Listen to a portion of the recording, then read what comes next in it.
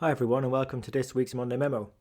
Now, you probably don't need me to keep going on about that we're living in interesting and challenging times with the global pandemic that's surrounding and a lot of us are living through at the moment.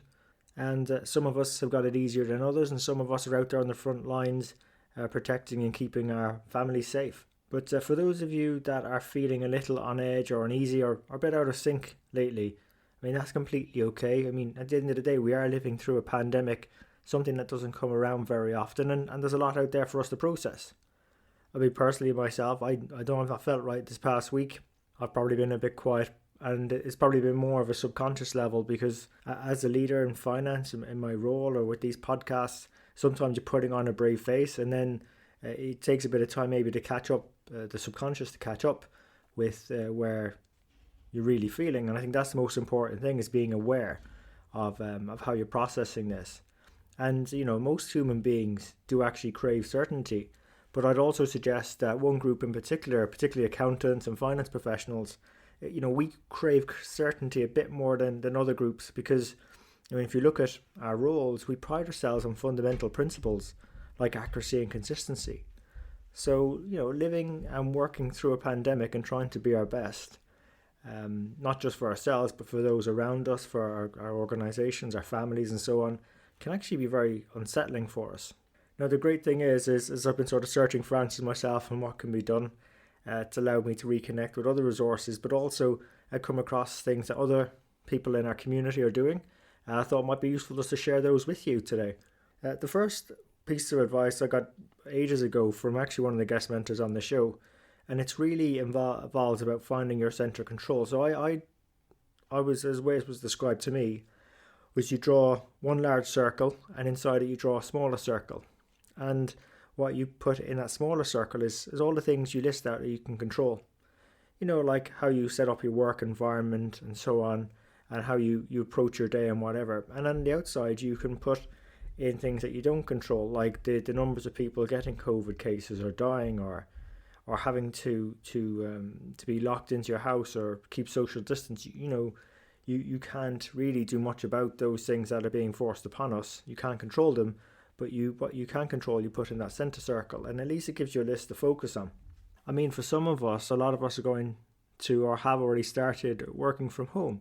So it's important to create, like in that sort of the middle circle, create a workspace that, whilst it doesn't have to be a fully fledged office, is somewhere where you can do your best work as if you're coming to work when you are there. And I think also is making sure that physically how we sit, or ergonomically, I think the expression is making sure that everything's positioned in the right way, so we're not damaging ourselves when we're working from home. Some people, like myself, like to make sure that we're sort of dressed and ready for work, so it sort of separates the working environment from the personal environment, because some of us will have kids or family around as well.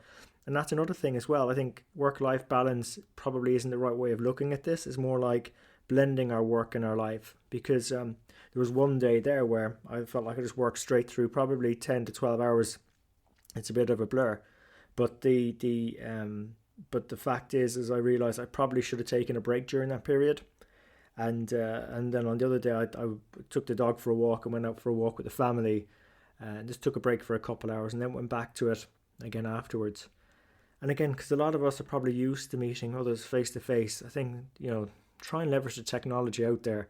We use Zoom for the podcasting, and that's what you hear a lot of our voices on. But essentially, there is also video functionality with that. There's Microsoft Teams, which is quite a good program, Trello, Slack, just for collaboration and just be as visible as you can, even though if you're not physically there. I think that sort of helps in reaching out to others as well. So I found LinkedIn a very good source for catching up with people and just asking them how they're dealing with it too. If you're still sort of finding all this being a bit of a challenge, another one of my mentors, he's got a background in hypnosis, and he's put up some sort of hypnotic podcasts, and I include the link in the show notes and with the post as well. You can find him on SoundCloud under NLPIE. So if you're looking for special tracks on how to improve your focus during this time or sleep more deeply, I know some people have had unsettling sleeping periods. Also, how to increase your comfort. There are episodes on there that is just hearing his voice taking you through like a hypnotic session, and you emerge the other end feeling much better from it. And I think that could work for some people as well. And then I think once you've sort of got yourself right and your own environment right, then we're probably in a better position to serve others and be our best. And again, I really like to post, I saw during the week on the CFO University mailer that came through, and there's some really good tips for CFOs and finance professionals out there on how to be, or things we should be doing during this time of crisis. And I think the first point they made on the mailer, which is true, people come first, and making sure that those around us are safe and healthy is key. So that involves asking questions around how are different stakeholders likely to be affected by what's going on, and how do we protect each group of stakeholders and implement and communicate what protections we put in place. Then another strength that we have in finance is our ability to de-risk things or not have to take unnecessary risks. So we could start getting involved in leading risk management initiatives or running forward some scenarios and pre-mortems on potential risk management. And that could be either in large corporations where we might be looking after particular budgets or parts of the accounting processes around procure to pay or record to report, making sure that those are de-risked to help the decision makers do the right things. Or, for example, in smaller or medium-sized enterprises, making sure that we've got three-way models so that our earnings, balance sheet and cash flow talking to each other. They're robust, and we're doing some sort of shorter term, maybe 13-week cash flow forecasts and making sure we're hedging those best as possible. So I thought that was a fairly useful guide with some tips on things we should be doing. And then once you're sort of taking care of yourself and taking care of your work around you, you might be looking for other ways to contribute. And I'm really encouraged by some of the things folks are doing.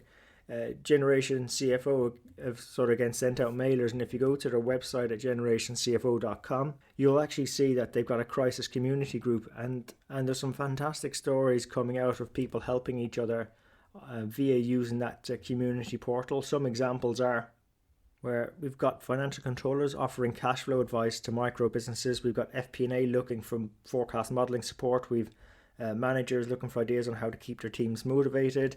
And we've a ton of consultants offering pro bono support to our community. So again, I encourage you to go check that link out. A fantastic initiative. So I want to say thanks to Chris Argent for that. And also later on Monday evening, there's myself and there's 11 other world-class presenters on finance topics that are part of this virtual World Finance Summit. So it means that people can log in from the comfort of their own homes, ask questions, get involved in these sort of free webinars, because some of us who had expected to be taking part in some training and development during this month and probably in the next couple of months haven't been able to follow through on that and make it. So again, a really great initiative there by the Outperformer to make those free available worldwide. And I appreciate the timings may not be suitable for everyone, so I believe they're being recorded as well. But again, if you do make the live sessions, that does give you the opportunity to ask questions about the content and engage with others. But I guess where I'm going with all of this is, it's easy to feel isolated because of the imposed isolations upon us, things that we can't control. But what we can control is how we respond to that. And there's a community out there to support our fellow finance professionals and accountants. And again, that's where we sort of take the name Strength in the Numbers from, because there are a lot of us there, and we are there, and we have a great strength in those numbers to go and support each other too. So just in terms of wrapping up, just want to say, look, again, thank you for investing your time with us today, and just hope all of you are taking care, staying safe and looking after each other, and let's keep on building our strength in the numbers.